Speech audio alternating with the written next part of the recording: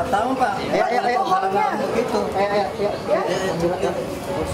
Mana? Balikin. Ayo dong, biarkan proses hukum nanti ya, Pak ya. Ayo, ngomong dong sedikit, Pak. Di WA. Bang, bentar bang. Bang, sebentar bang, kasih keterangan bang.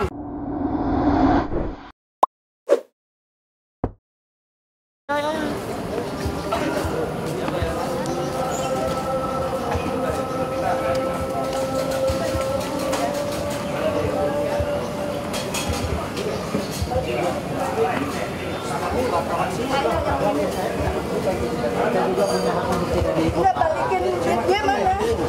Udah banyak bohongnya Pak. Bapak tahu nggak? Saya ini dirugikan. Udah saya dirugikan. Wartawan, Pak. Halangan begitu. Mana? Balikin. Ayo dong, biarkan proses hukum nanti ya, Pak ya. Ayo, ngomong dong sedikit, Pak. Di WA. Bang, bentar bang. Bang, sebentar bang, kasih keterangan bang. Di WA. Keterangan, Pak. Bang, kasih keterangan bang. Bang, Bang, gimana bang? Penggelapan bang. Keterangan, Pak. Delapan bang namanya bang. Penggelapan. Wajahnya. Bang, Sebentar bang. Bang. Hei. bentar lah bang. Duit kapan dibalikin ha? Oke bang. Banyak Nah ini lagi bohongnya. mau masuk kan. Kapan hasil perhitungannya tuh? Dijamin bohongnya banyak. Oke bang. Kalau jujur nggak apa-apa. Gue nggak pernah jahat sama lu, tapi lu jahat sama gue ya. Aneh nggak ada tanggapan ini bang. Gue nggak pernah. Ada komentar bang. Komentar dong bang. Sama lu. Ya gimana bang?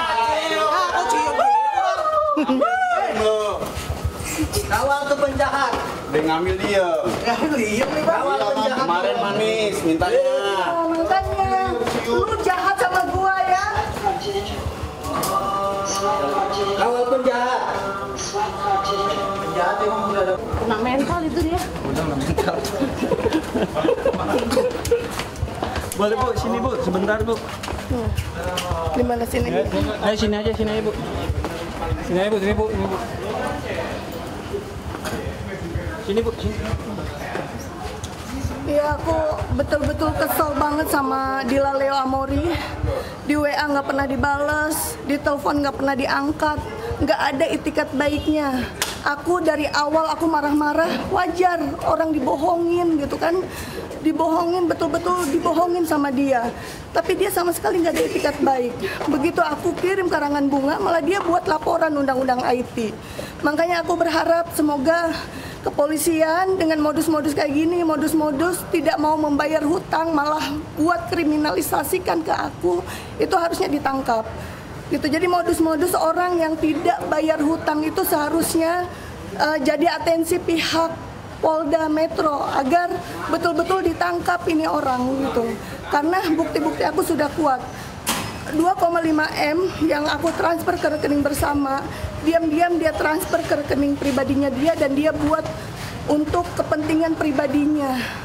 Mudah-mudahan pihak penyidik juga mempunyai integritas yang tinggi agar betul-betul kasus seperti ini modus baru, di mana modus baru ini ada orang yang menggunakan uang orang lain, lalu setelah itu dia malah kriminalisasikan kita, dia malah buat laporan undang-undang IT gitu kan.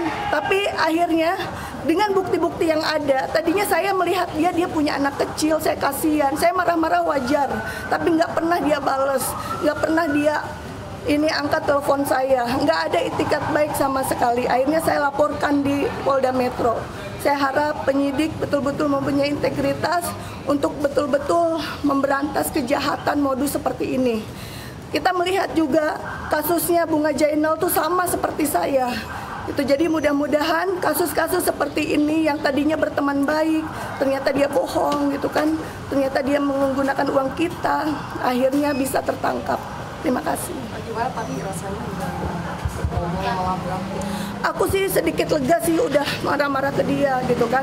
Tapi itu tadi dia tuh orangnya nggak kayak masa bodoh. Dia banyak bohongnya. Kayak contohnya dia bilang katanya di notaris dia tanda tangannya tidak ada akta tulisan notaris. Padahal saya mempunyai bukti. Ada di situ jelas saya foto semuanya gitu kan. Itu terus juga dia bilang sudah lunas, bukti pelunasan pun nggak ada. Sebelumnya kakaknya pinjam 5 miliar itu setelah dia bayar, saya pakai akta pelunasan. Ini dia belum lunas sama sekali. Jadi di sini tuh ada 2 objek. Objek yang pertama adalah utang piutang, objek kedua adalah penipuan dan penggelapan. Awalnya saya tuh hanya menagih utangnya dia. Tapi lama-lama dia ternyata viral tuh yang saya kirim karangan bunga. Ternyata dia laporkan saya akhirnya laporkan yang penipuan dan penggelapannya. Dia lupa bahwa saya menyimpan semua bukti-buktinya. Bu, boleh dijabarkan nama panjangnya siapa, Bu? Saya Linda Susanti, Linda Toran. Terlapor? Terlapor namanya Dila Leo Amori. Awalnya bekerja sama ya Bu, alasannya Bu ya? Iya, jadi awalnya bekerja sama gitu kan, tapi ternyata dia nggak mau, intinya dia nggak mau balikin uang saya gitu. Intinya dia tidak mengembalikan uang saya, malah melaporkan saya gitu. Itu namanya Dila Leo Amori, dia ngakunya pengusaha Jambi. Itu ternyata ya itu tadi semuanya tuh bohong. Katanya saya dikenalin sama keponakannya Gubernur Jambi. Ternyata saya baru tahu kemarin ternyata itu bukan keponakannya Gubernur Jambi. Jadi semuanya tuh aku tuh memang benar-benar dibohongin gitu.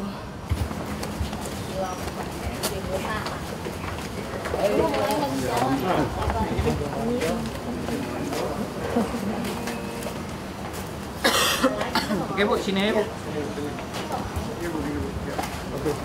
Ayo, sini aja. Woi, Kong. Oh, boleh dikawal. Belakang lah.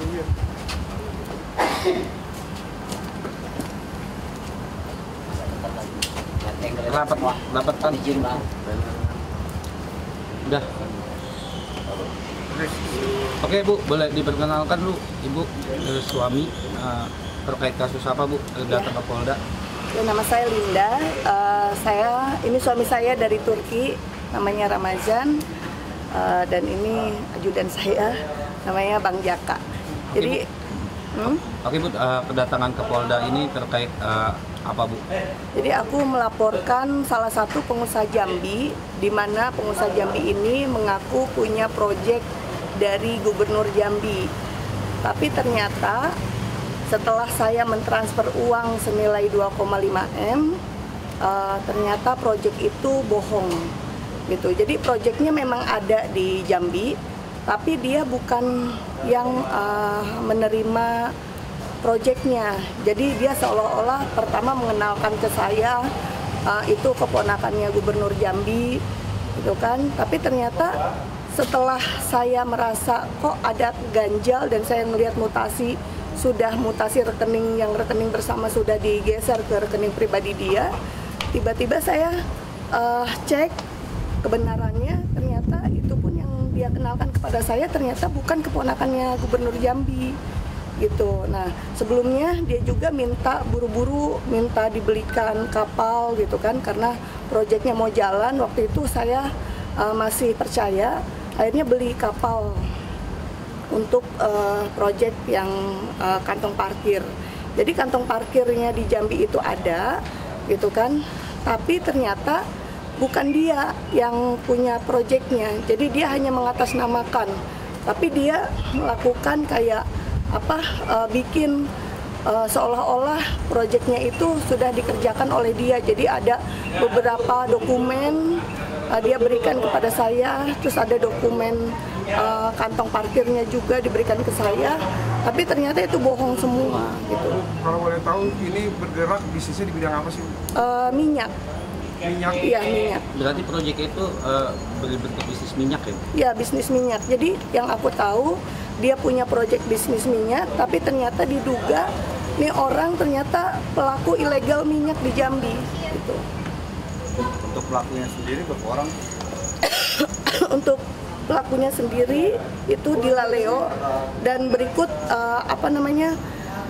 ada karyawannya, namun karyawannya itu justru malah tidak tahu menahu uang itu untuk apa gitu. Jadi uang yang saya berikan ke dia itu ternyata dia gunakan untuk kebutuhan pribadinya gitu.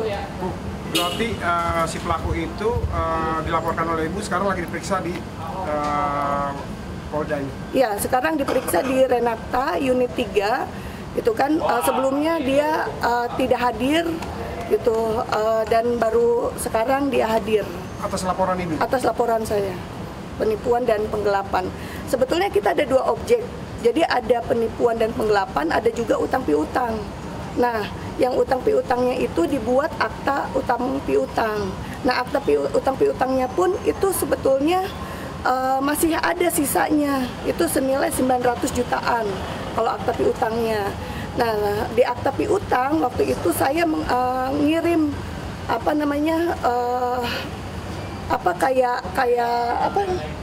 yang papan bunga di Jambi. Saya kirim papan bunga ke Jambi itu sebanyak sekitar belasan lah, saya kirim papan bunga ke Jambi, ternyata viral di Jambi.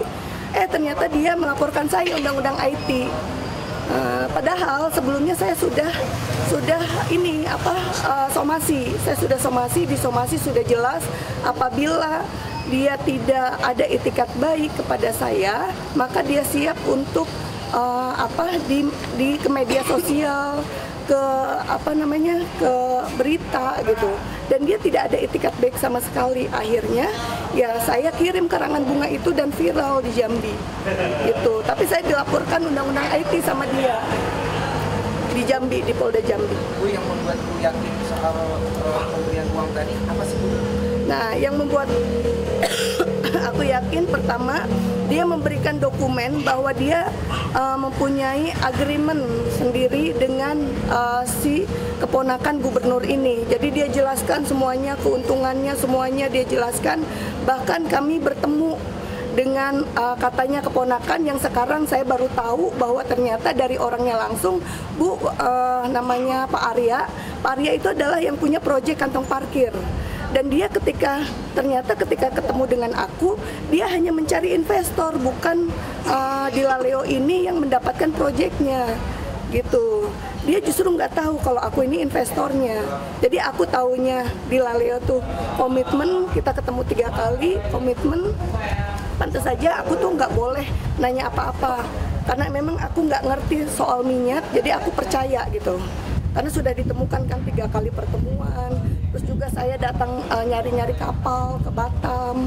Terus saya disuruh datang ke Jambi untuk melihat proyeknya gitu. Akhirnya itu yang membuat saya percaya. Bu, ini berjalan sudah berapa lama, Bu? Sudah 1 tahun lebih. 1 tahun? Iya, 1 tahun lebih. Dan kerugiannya sendiri?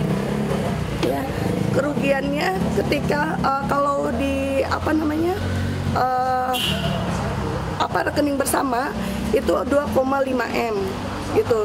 Terus kalau di akta piutang totalnya 4,6 M gitu. Kalau secara bisnis itu kita sangat rugi ya, karena di bisnis itu perputaran uang tuh setahun itu bisa mendapat lebih dari itu, berlipat-lipat gitu. Tapi ini karena dia seperti itu, justru saya yang rugi banyak. Pertama, saya ketika saya WA nggak pernah dibalas, saya harus berangkat ke Jambi. Di Jambi baru dia komunikasinya benar gitu. Terus saya harus banyak pengeluaran gitu. Jadi 1 rupiah pun enggak. Tapi dia sudah memutarkan uang saya, itu sudah mendapatkan keuntungan gitu. Dan diduga dia menjalankan proyek ilegal. Ibu tahu sejak kapan mulai Ibu tertipu dengan si pelaku ini? Iya, jadi bulan Maret 2023 itu aku mengirim uang. Nah, di jangka waktu 2 bulan, aku merasa kok ada yang janggal gitu. Karena aku pernah bilang pada saat bikin rekening bersama, saya pernah bilang tolong emailnya masukkan nama email saya. Tapi ternyata dia tidak memasukkan email saya. Jadi dia dari awal sudah memang mau menipu gitu. Jadi email nggak masuk, jadi ketika duit keluar, emailnya nggak masuk ke saya gitu. Nah, saya mulai janggal, akhirnya saya cek mutasi. Begitu saya cek mutasi, 2 bulan tuh uangnya udah habis gitu. Begitu saya cek, ternyata dia alihkan ke rekening pribadinya gitu. Di situ saya mulai nggak langsung marah ke dia, tapi saya mulai cari tahu sendiri. Saya tanya, uang masih ada nggak? Dia bilang, uang masih ada, Kak. Padahal saya sudah tahu uang tuh nggak ada. Dari situ saya mulai tahu bahwa oh ini orang memang bohong, pembohong. bohong. Tapi orangnya memang secara attitude, saya juga percaya secara attitude sopan, baik gitu kan, tepat waktu. Tapi kesini-sini ternyata orangnya memang nggak tepat waktu banget. Ini nanti setelah ketemu ibu akan bicara dengan si pelaku ini? Iya, saya mau bicara dengan dia karena setiap WA saya nggak pernah yang namanya dibalas sama dia gitu kan. Tapi malah dia bisa membayar lawyer gitu. Bisa membayar lawyer tapi nggak mau kembalikan uang ke saya gitu sih. Oke, Bu. Terima kasih, Bu. Ya, terima kasih. Namanya, Bu? Linda. Ibu Linda. Oh iya. Ibu Linda. Ya.